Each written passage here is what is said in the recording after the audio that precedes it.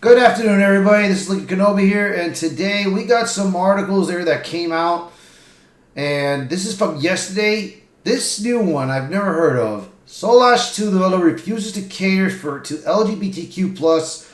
Mob tried to cancel the game. There's nothing to fear from the oppressive mob trying to enforce their ideology. That's good. So we don't know what this type of game is. So we're gonna take a dive into this and see what's going on. So here we go. Let's see. Soulash 2 developer Artur Simarowski refused to cater to the LGBTQ plus mob trying to cancel the game after he refused to include LGBTQ relationships in the game. So this is the type of game that we got here for Soulash 2, huh? Alright. On August 15th, Simarowski shared an update titled Married with Children, where he revealed, I have the first of the two parts of the family feature where you can start your new family in your settlement, marry someone and move to your town and family and have children with them.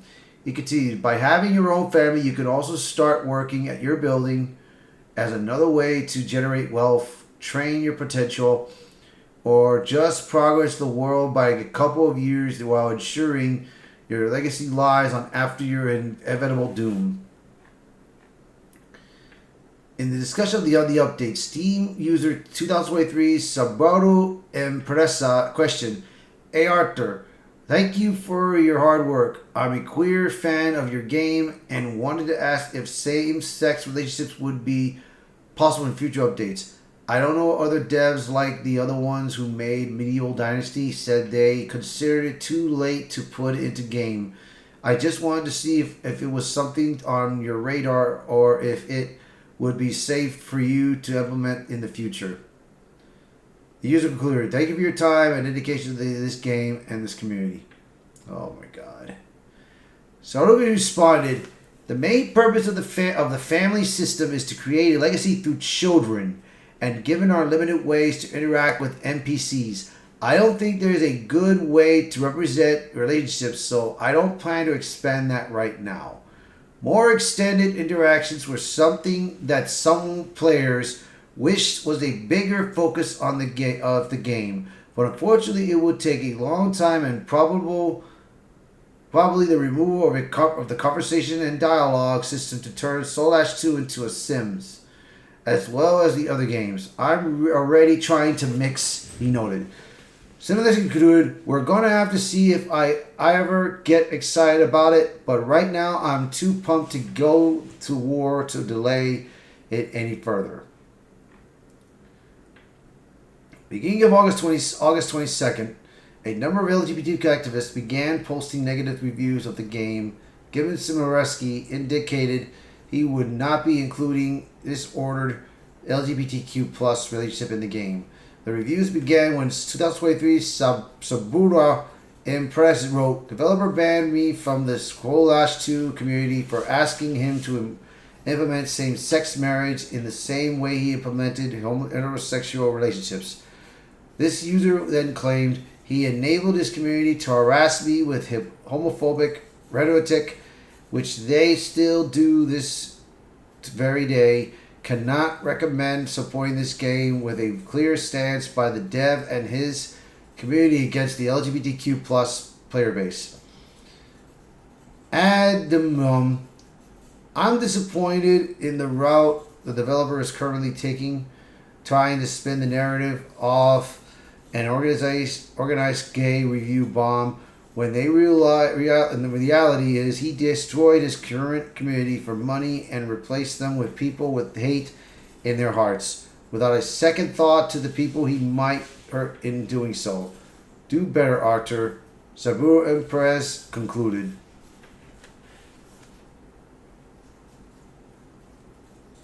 Wow, man.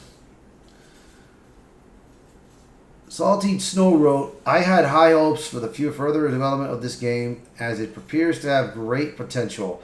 Unfortunately, I can't recommend to support this game while its developer is signaling racist and anti-LGBT politics in his design core choices. It seems to be fairly simple to unlock the marriage system to allow players to form interracial or same-sex marriages with NPCs. The user added that there need not to be any restrictions on the player's freedom to develop our worlds the way we like, and implementing this is a hard-coded restriction is a clear statement of catering towards the bias or preferences of a certain section of the player based to their exclusion of another. The in-universe explanations for births is stated to be delivered by Stork. This indicates a more fantastical representation of reproduction, not one based in hard biological facts. Salty Snow continued, therefore it would be trivial to allow same-sex couples to also receive stork babies. It would similarly be trivial to allow interracial couples to receive stork babies corresponding to the race of either parent. These types of marriages don't need to be represented automatically by the simulation. It does not require the introduction of adoption of surrogacy systems. All it would take is allowing players to choose any spouse they'd like with no additional consequences. Planting your feet on this choice is a clear middle finger to the LGBTQ player base and to anyone who wants to create their Soulash worlds the way they want, the user declared.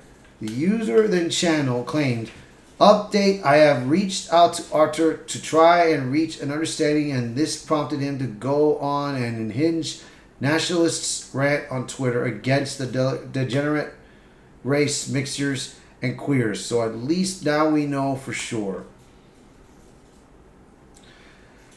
Shadowmar also posted hard coding marriage to be exclusively heterosexual so that modders can even add some sex marriage is really weird, man. And Cronite posted, the game is alright, dev is active, but they are also pretty bigoted. Just don't feel comfy playing or recommending a game with a dev like this. In case anyone wants more context, the developer is going to an insane homophobic rants over Twitter and a bit in his Discord as well. The developer attaches real-world beliefs to game mechanics rather than writing a detached fantasy world. If you can call it writing compared to the first game, wrote Desariar, whatever that name is. Smirthy would respond to a number of reviews of Steam writing, this review is part of a poor attempt at review bombing to make me do hours of extra work for free. I'm not your slave. On X, he also wrote, they are so mad at me for adding legacy through children to my multi-generational sandbox game. In another post he added, fine, call me intolerant, but I can't understand a person who looks at this screen and thinks I must fuck everything that moves and have mutant babies. And please, I don't need to understand. Live and let live. He later added, my grandparents survived the Nazis. My parents endured communism. I had to live through religious oppressions since the age of 10. And now some spoiled brats think I'll bend my knee to their rainbow flag, or else they'll type the same words. I already have a flag, I'm proud.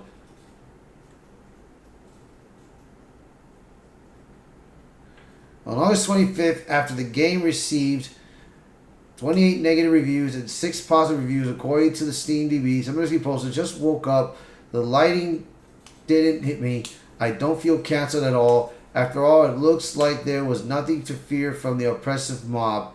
Thank you to everyone who went past a single tweet and offered their support and understanding.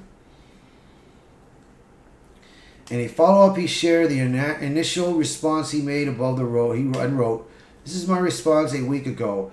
After that response, a week-long activism campaign engulfed all our community channels. So I showed my teeth.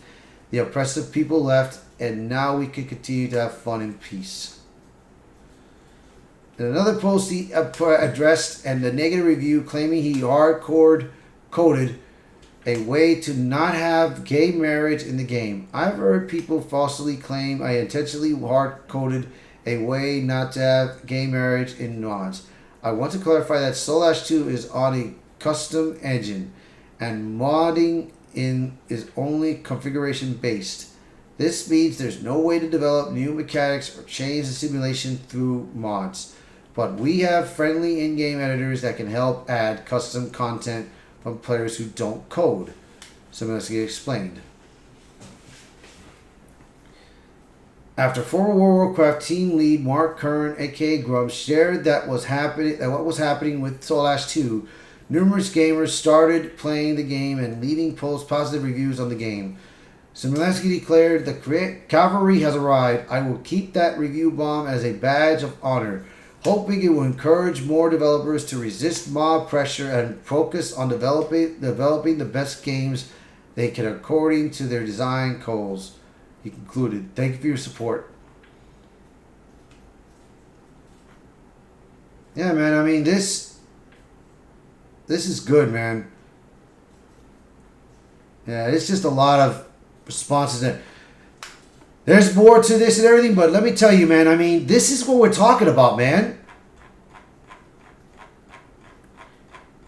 There are games out there like Black Myth Wukong. They resisted all this LGBTQ, all this diversity, all this woke activist media out.